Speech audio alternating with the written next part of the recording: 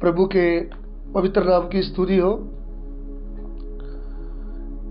कुछ दिनों से हमारा एक भाई था, प्रभु की सेवा के लिए निकल आया, उसकी शादी में लगे हुए थे। उसके कारण हम आपको रोज का रोटी नहीं दे पाए, आत्मिक भोजन जो वचन आपके लिए भेजते हैं।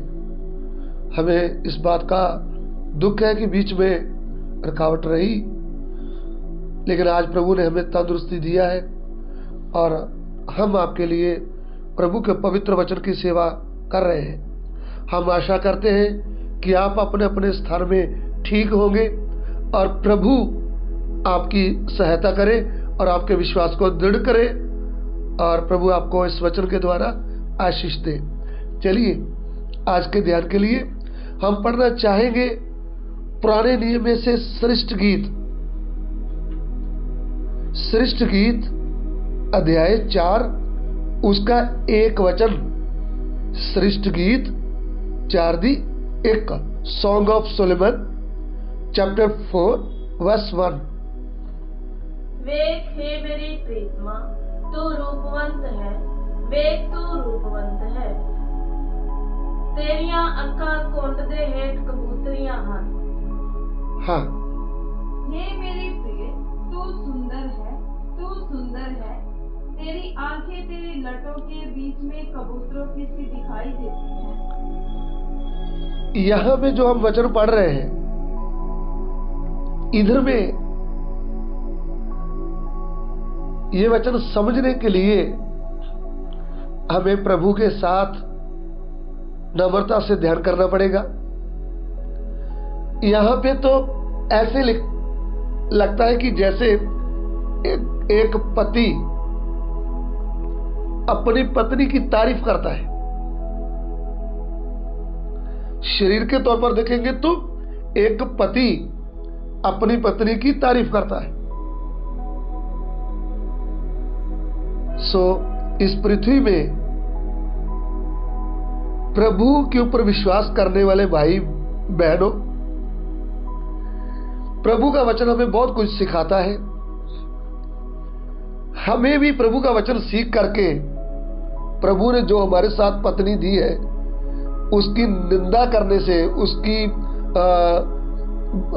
बदनामी करने से हमें भी उसकी तारीफ करना चाहिए। लेकिन हमारी भूल ये है कि हम अपने आप को ज्यादा बनाने के लिए दूसरों के बीच में अपनी पत्नी को उसकी भूल बता देते हैं, उसको डाउन कर देते हैं, जिसके कारण उसका मन टूटता है, फिर उसको शर्म लगती है। तो हमें प्रभु का वचन देखकर, जैसे यहां पे कह रहा है, हे मेरी प्रिय तू कितनी सुंदर है, तू सुंदर है। बड़े गहरे प्रेम से एक पति अपनी पत्नी को दिल से बोलता है तू कितनी सुंदर है। ऐसा यहां पे हमारा प्रभु यीशु कलीसिया को भी दिल की गहराई से प्रेम से बोलता है, हे मेरी प्रिय तू कितनी सुंदर है। तो बाहरी तौर पर पति पत्नी को सुंदर बोलना है तो पत्नी को अच्छा ड्रेस डालना चाहिए, अच्छा बाल बनाना चाहिए, और दुनिया की बात करें तो बाहर का श्रृंगार होना चाहिए, मेकअप, सोना चांदी का गहने होने चाहिए। जो विश्वासी नहीं है उनकी सुंदरता आप देखेंगे तो आंखों में सुरमा डालना चाहिए ताकि दूसरों को दिखे, अच्छा दिखे। ये बाहरी सुंदरता है। लेकिन प्रभु में आएंगे, कलीसिया में आएंगे तो बिल्कुल उल्टा है। यहां पे हमारी सुंदरता कैसा होना है? पहला पतरस अध्याय 3 उसका 4 और 5 वचन। 1 पीटर चैप्टर 3 वर्स 4 और 5। पहला पतरस 3 अध्याय ते उसका 4 ते 5 वचन। पर ਉਹ ਮਨ ਦੀ ਗੁਪਤ ਇਨਸਾਨੀਅਤ ਹੋਵੇ।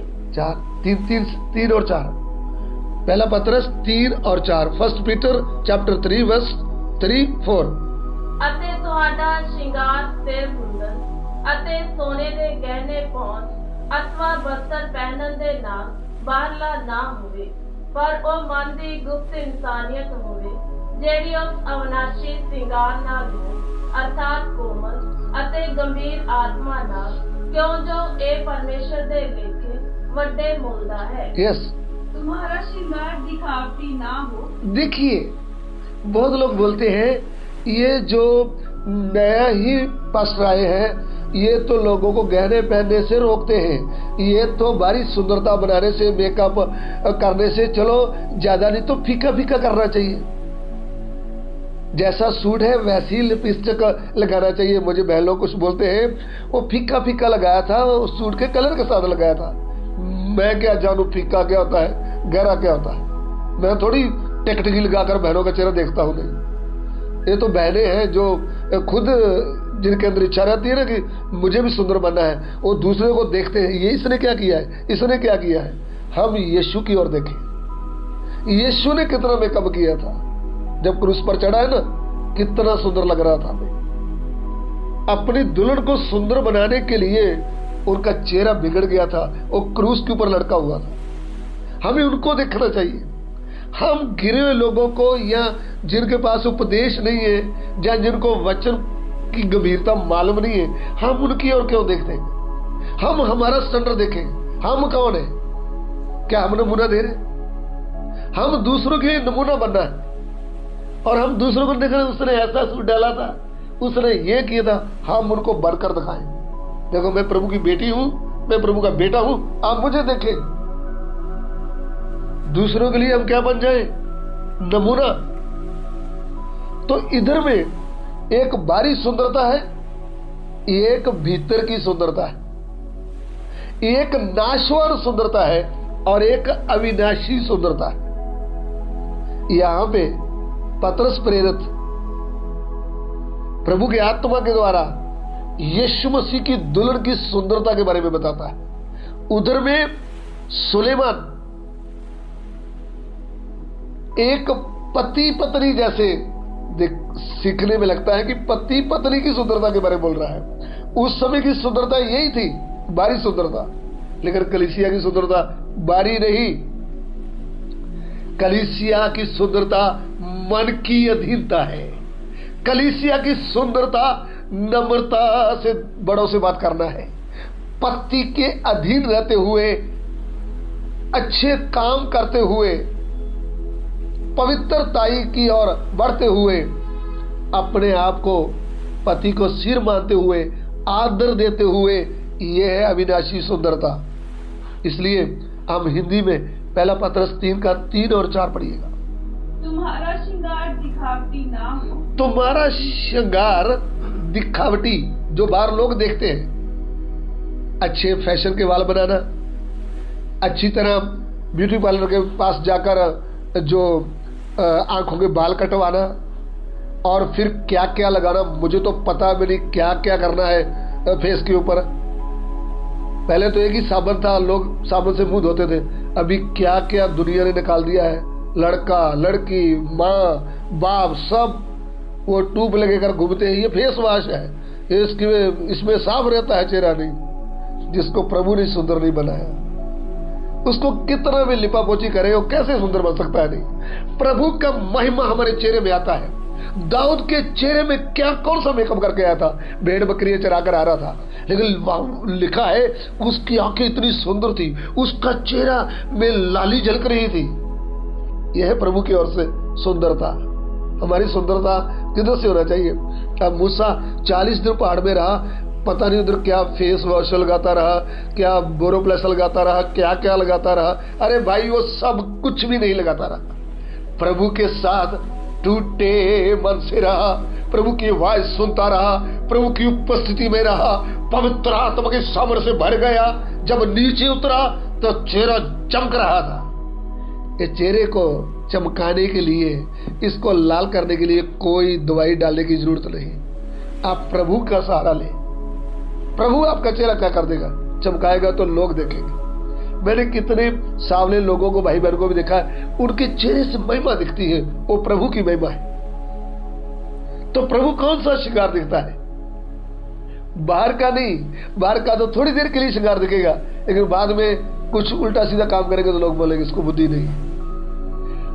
हमें हमारा श्रृंगार कैसा होना चाहिए, हमारा बाहरी जो दिखावा है वो कैसे होना चाहिए, भले कामों का।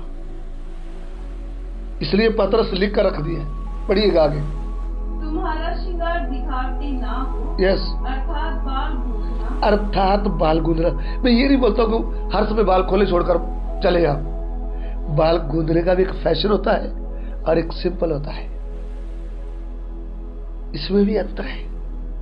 बाल गूंदना, हाँ जी। और सोने के गहने, और सोने के गहने, या भांति भांति के कपड़े पहनना, या भांति भांति के फैशनदार कपड़े पहनना, वो है बाहरी दिखावट। लोग देखे, ओ ये किसकी पत्नी है, ओ ये किसकी बेटी है, ये कौन से गांव की लड़की है, बाहरी तौर पर दिखाना। लेकिन प्रभु इसको पसंद नहीं करता। प्रभु बाहर से नहीं देखता, प्रभु किधर से देखता है, भीतर से। हाँ, वह तुम्हारा छिपा हुआ और गुप्त मनुष्य तब नम्रता और मन की अधीनता, नम्रता और मन की अधीनता, हमारा छुपा हुआ गुप्त मनुष्यत्व, हमारे मन में छुपा हुआ गुप्त मनुष्यत्व, नम्रता और मन की अधीनता। बाहर से नहीं, है जी, है जी, ना, मन से अधीन। कुछ बात कोई बोलेगा भी तो हम पर असर नहीं पड़ने वाला, हमें चिढ़ नहीं आना चाहिए, वो है मन की दीनता। प्रभु तेरा धन्यवाद, मेरी भूल से मुझे बोल रहा है, मेरी गलती निकल रही है, प्रभु तेरा धन्यवाद, मुझे डांट मिल रहा है, मेरे कान में सोने की बाली पड़ रहा है, प्रभु। ऐसा कौन प्रार्थना करेगा? रूठ कर बैठ जाएंगे, खाना नहीं खाएंगे। यह है तुम्हारा श्रृंगार। अरे धर्मी मुझे मारे, उसकी मुझ पर करुणा है, वो मुझे डांटे, मेरे सिर के लिए तेल है, मेरा सिर उनसे इनकार नहीं करेगा। यह है यीशु की दुल्हन का श्रृंगार। डांट मिलते समय हमारी भूल हमें समझ आती है, शीशा देखते समय हमारा चेहरा हमें दिखता है, हम उसको ठीक करते हैं, हमारे कपड़े को ठीक करते हैं। भाइयों बहनों, आपको और मुझे यीशु की दुल्हन बनने के लिए बुलाया है। यीशु की दुल्हन में ना झुरी हो, ना कलंक हो, ना ही दाग हो, धब्बा नहीं होना चाहिए। वो दुल्हन पवित्र होना चाहिए।